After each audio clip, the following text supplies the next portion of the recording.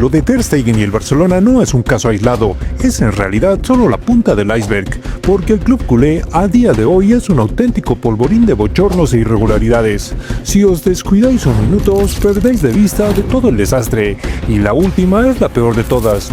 La guerra ha llegado a su punto más alto. Ter Stegen ha dejado de ser capitán de manera oficial.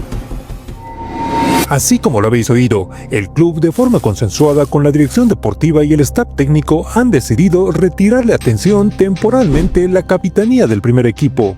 El motivo es el expediente disciplinario que le han abierto por negarse a firmar el consentimiento para que su informe médico sea enviado a la comisión de la liga, esa misma comisión que debe determinar el tiempo que estará de baja tras su segunda operación de espalda. En un comunicado, el club azulgrana, muy cauteloso, ha querido resaltar que la decisión es temporal mientras no se resuelva este procedimiento, y que no ha sido una decisión individual sino consensuada con Deco y el nuevo staff de Hansi Flick, es decir, en pocas palabras, imposición de Laporta. El Barça, señores, tenía muy claro que hoy era el día límite para tomar una decisión, porque el trofeo Joan Gamper está a la vuelta de la esquina y era impensable que Ter Stegen, con un expediente abierto y en plena guerra con la entidad, cogiera el micrófono para hablar a la afición. El club ahora dice entender que no puede ser capitán alguien que, según ellos, perjudica gravemente los intereses de la entidad porque pone en riesgo la inscripción de su compañero Joan García.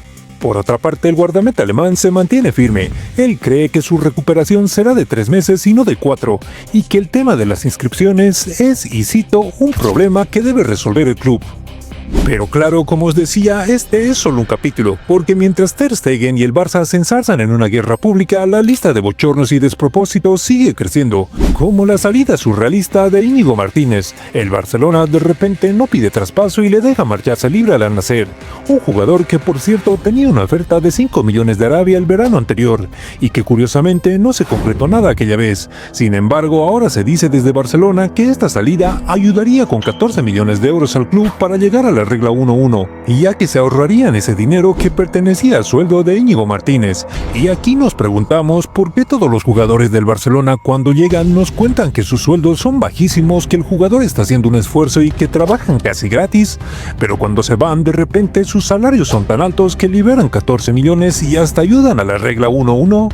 Toda la gestión de este club está rodeada de una oscuridad y una falta de transparencia que me temo nunca entenderemos. Y el problema no se limita solo al dinero. El caos es tal que a 8 días del inicio de la liga, el Barcelona no ha hecho los deberes. 7 jugadores de la plantilla siguen sin estar inscritos, aunque la situación, dicen, sea diferente en cada caso. El tiempo se acaba, el calendario aprieta y Flick, el entrenador, no sabe con quién puede contar para el primer partido en Saint-Maurice. Todos son especulaciones, buenos propósitos y promesas, pero la realidad, señores, es que los futbolistas importantes no están a disposición del técnico, y es ahora donde cobra mayor importancia aquel rechazo que hizo Nico Williams al Barcelona, al no poderle asegurar su ficha de inscripción. Y por si faltaba algo, y esto es lo más preocupante, la guerra también es interna, es entre los propios jugadores. De repente nos encontramos con un Fermín que ni corto ni perezoso postea en Instagram un mensaje enigmático y durísimo, que después, claro, borra sin explicación alguna. Nunca ganan las malas personas ni aquellos que hacen de la traición su modo de vida. ¿A quién iba dirigido ese dardo? Los rumores apuntan a una pelea con su compañero de equipo Gavi, por temas que según parece son personales. Y eso, amigos, es la señal más clara de que el polvorín no es solo económico o administrativo, es un polvorín que ha llegado hasta el vestuario, a la propia esencia del equipo. Así las cosas, caballeros. El Barcelona de Laporta es una colección de bochornos, una trama interminable de irregularidades, de guerras internas y de caos total. Desde un capitán al que le retiran el brazalete, pasando por un central que se va gratis, hasta futbolistas que se lanzan mensajes de traición en redes sociales. El pulso, señores, está iniciado. ¿Hasta dónde llegará este polvorín? ¿Quién será el siguiente en explotar? Yo me temo que este guión tiene muchísimos capítulos más por escribir.